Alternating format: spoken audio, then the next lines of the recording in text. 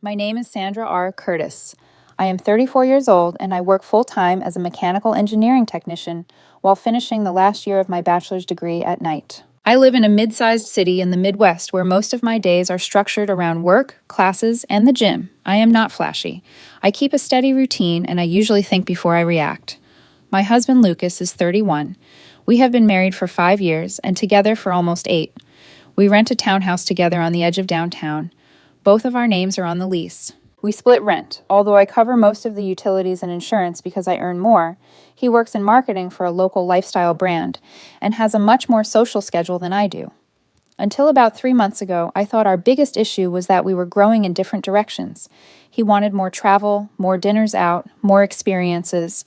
I wanted to finish school, increase my income, and then expand our options from a stable foundation. I believe that was temporary tension, not a structural problem. The shift happened on a Tuesday night. I had just gotten home from campus around 9 p.m., and he was sitting at the kitchen island with a glass of wine, still in his work clothes but clearly waiting for me. His expression was already defensive before I even put my bag down. He said he had met someone else, not physically cheated, according to him, but emotionally connected. He said he felt seen. He said he felt alive. He said he needed space to figure out what he wanted because our life felt predictable and small. The way he delivered it was almost irritated, like my stability was an inconvenience. I did not raise my voice. I asked how long this had been developing. He rolled his eyes and said it did not matter because nothing had technically happened. Then he added that I had been distant anyway, buried in textbooks and spreadsheets. I told him I hoped the other woman gave him the peace he was looking for. He blinked at me like that was not the reaction he expected. That was the moment something in me went quiet. Not angry, not heartbroken in a dramatic way, just clear. For context, this was not a sudden personality change. Lucas had been different for a while, more guarded with his phone, more critical of my schedule. Small comments that sounded harmless, but carried an edge. You never have time for anything spontaneous anymore. You are always tired. You used to be more fun. I did not dismiss those comments. I explained my timeline clearly. I had 2 semesters left. Once I finished, my income would increase significantly.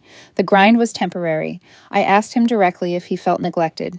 He said no at the time, said he understood, said he was proud of me. So when he sat there that Tuesday and told me he had met someone who made him feel alive, it was not just about attraction. It was about comparison. And he made that clear. She is ambitious in a different way. He said she actually enjoys life.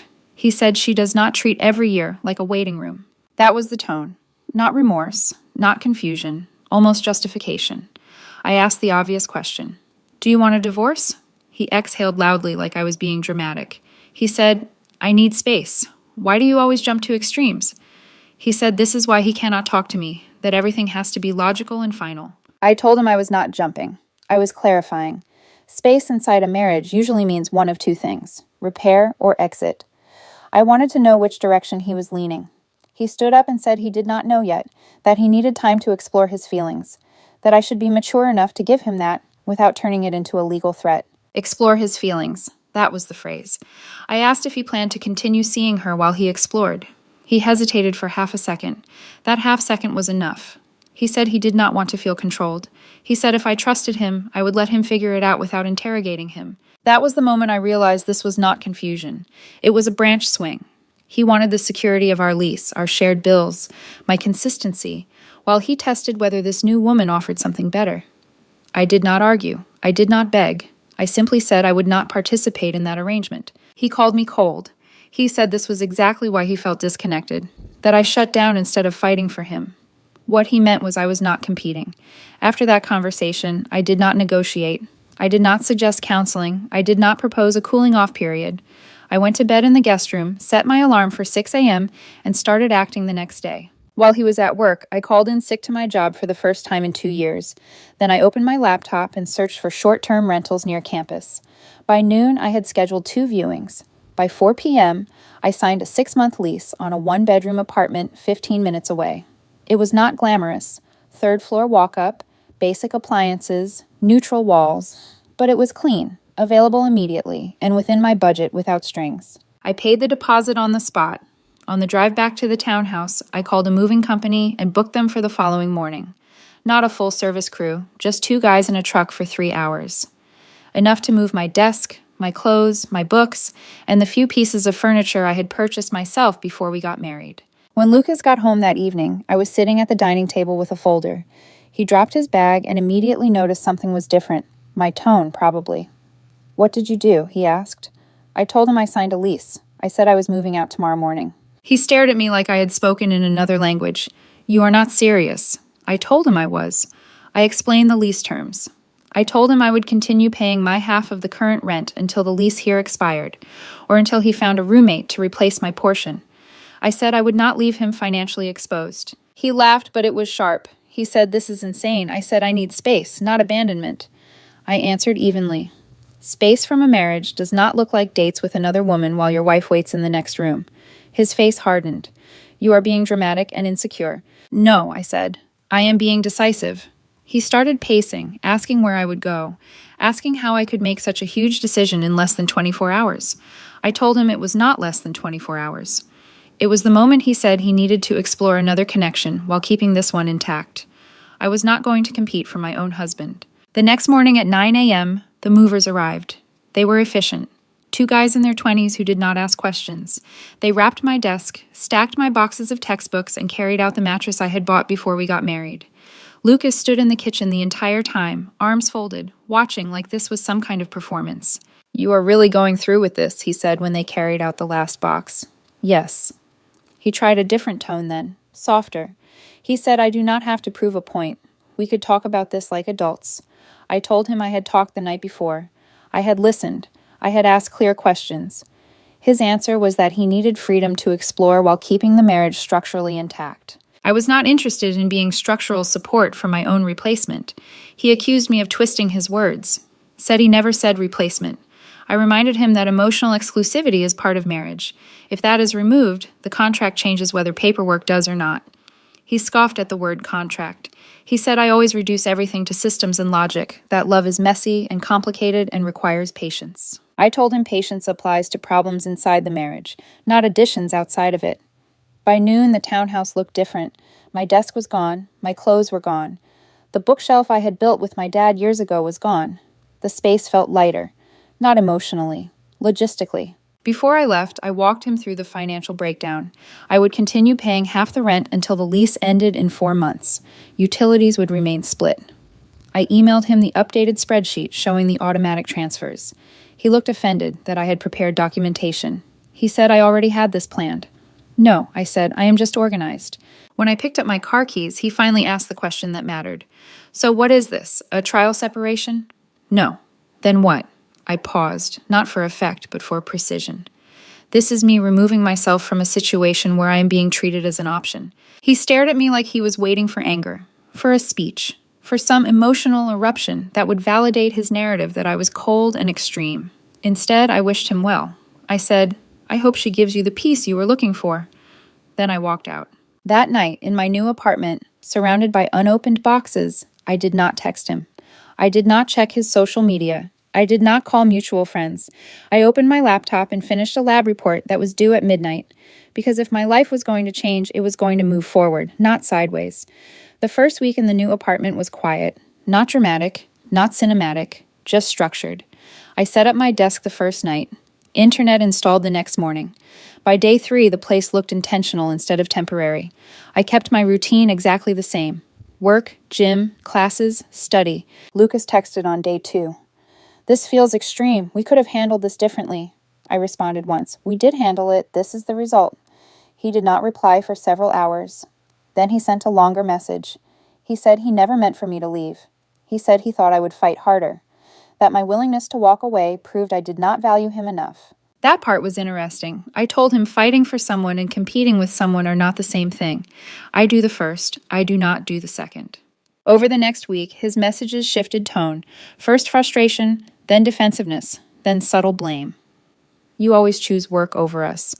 You made me feel lonely. If you had been more present, none of this would have happened."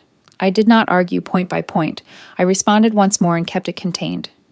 "If you felt lonely, you could have addressed that directly. Introducing a third person was your choice. I responded to that choice." After that, I limited communication strictly to logistics, lease payments, mail forwarding, utilities. The rest of his messages I left unanswered. Not to punish him, but to prevent the conversation from turning into a cycle where he could keep testing how available I was. A mutual friend texted me around the second weekend, asked if everything was okay. Apparently, Lucas had told people we were taking space because I was overwhelmed with school. He framed it like my stress had created a temporary separation, like this was a mental health break, not a boundary response. I did not correct the narrative publicly. I simply said, "We are handling it privately." By week 3, something else happened. The emotional text slowed. Not completely, but the accusations stopped for a few days, and that silence felt like recalculation. Then I heard through someone else that Lucas had been posting more nights out. Wine bars, group dinners, subtle photos with a woman whose face was always half cropped out. I did not check for myself. I did not need confirmation. The point had never been catching him. The point had been refusing to participate in a marriage where my role could be kept stable while his curiosity ran loose. Meanwhile, I increased my study hours. I applied for 2 internship opportunities connected to my degree. I updated my resume. I scheduled meetings with professors about graduate programs in other cities. The quiet did something unexpected. It sharpened my focus. I was not reacting to him anymore. I was building. About a month after I moved out, Lucas called instead of texting. I let it ring once before answering. His voice sounded different, less sharp, more measured. He asked if we could meet and talk in person. Not about the lease, about us. When he asked to meet, I did not agree immediately. I asked what the purpose was. He said he wanted clarity, that things felt unresolved, that the distance had made him realize he might have overreacted. Might have. I told him clarity does not require a coffee shop. There was a pause. Then he said he had stopped seeing her, that it had not turned into what he thought it would, that she was exciting but inconsistent, that she did not show up the way he expected. I listened without interrupting. Then he said something that confirmed my decision had been correct.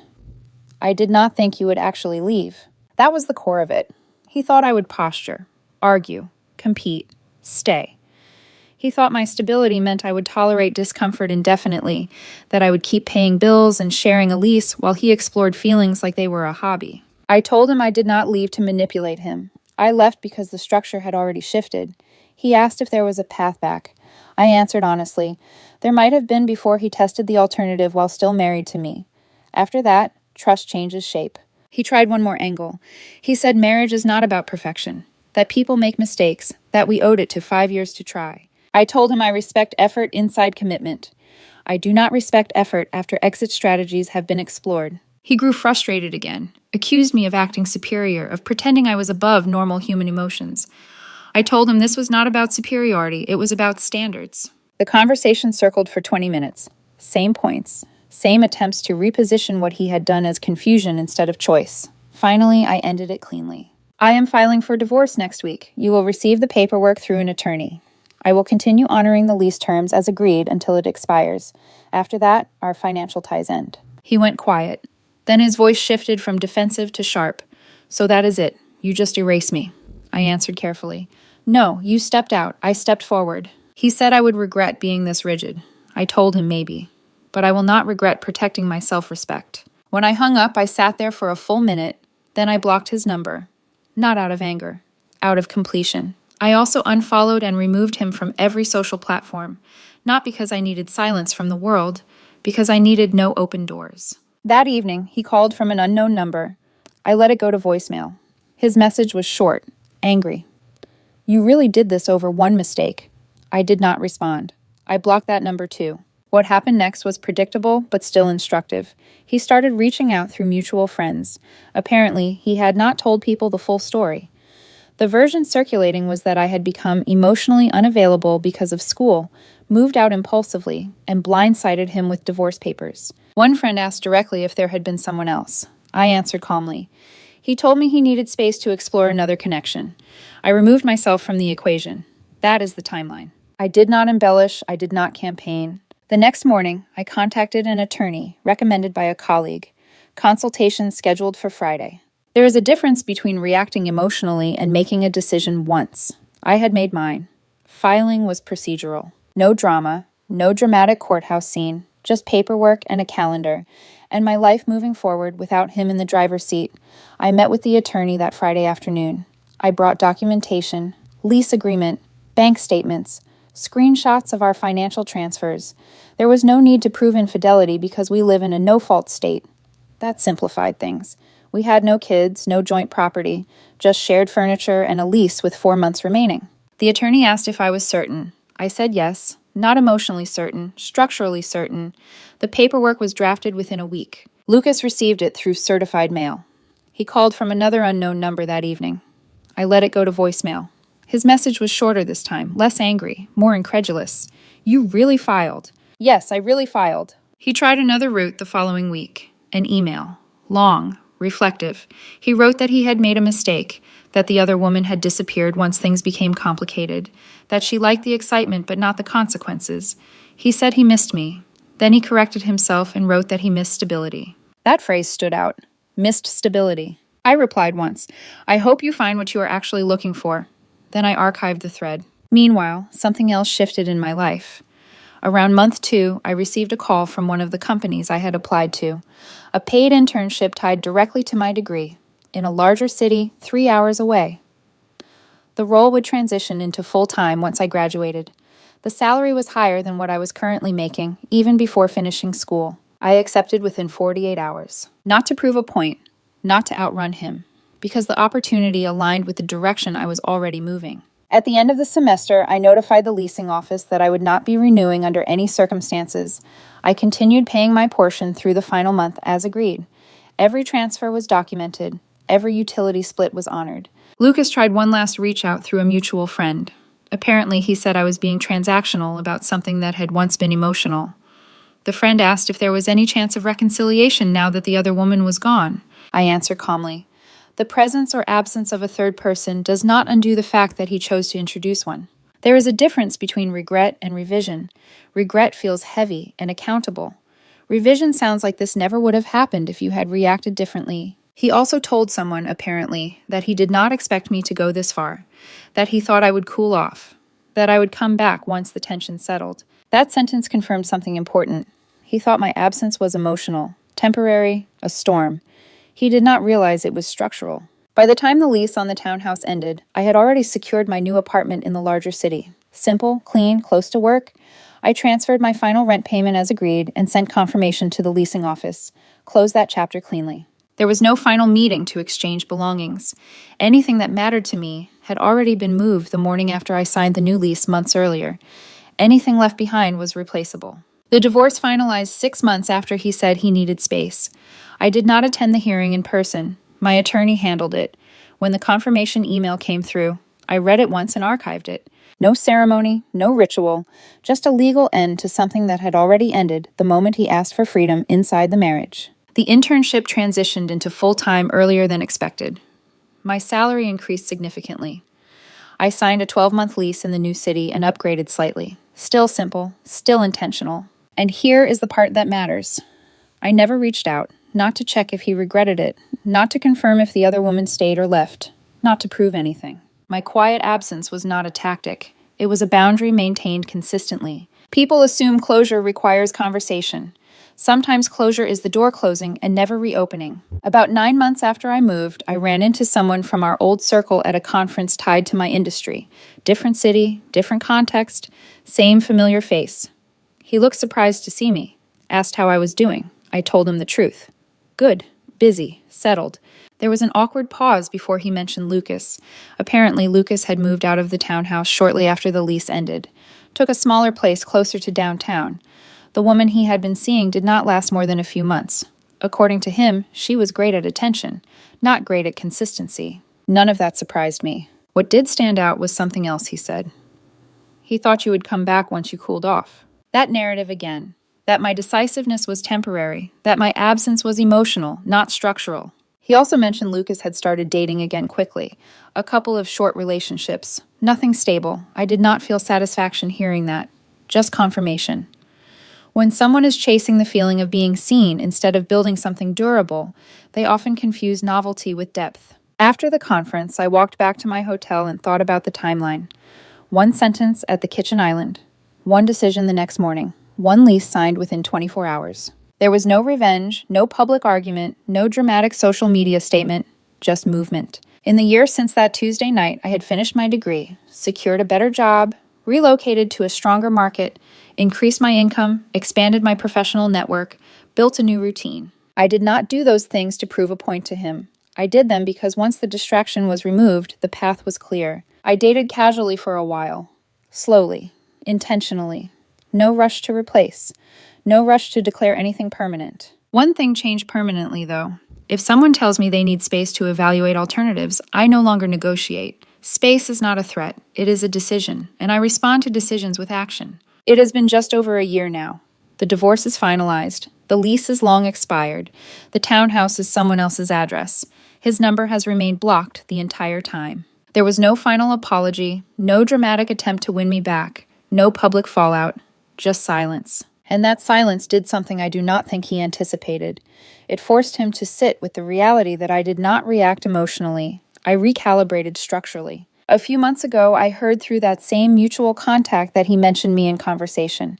Not angrily, not bitterly, just puzzled. He said he never saw it coming. That part makes sense.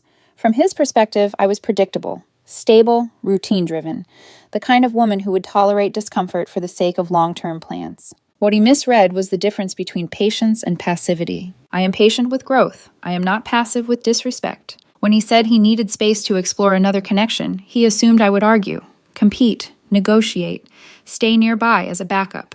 Instead, I removed myself the next day, finished my degree, relocated, built a new life without commentary. No revenge posts, no cryptic updates, no public spiral, just absence, the quiet kind. And here is the part I would tell anyone reading this. You do not need to destroy someone to protect yourself. You do not need to scream to make a point. Sometimes the most definitive response is simple alignment. He wanted space. I gave it fully. He wanted to feel alive. I chose to feel steady. And when the paperwork was signed and my life continued forward without interruption, that became the closure he never saw coming. Not because I punished him, because I left cleanly.